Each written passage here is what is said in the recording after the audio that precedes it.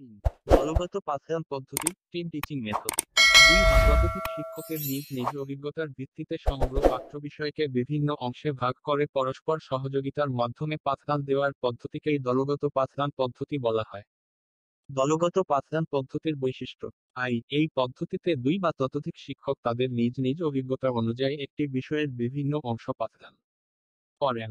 I দলগত পাঠদান পদ্ধতিতে শিক্ষক তাদের নিজস্ব অভিজ্ঞতা অনুযায়ী শিক্ষাদান করেন। ফলে শিক্ষকের পাঠদানোর সুবিধা হয়।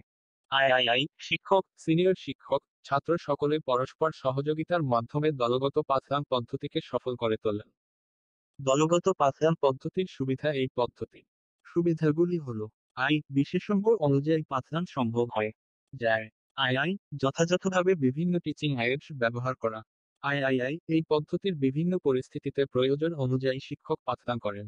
দলগত পাঠদান পদ্ধতির অসুবিধা।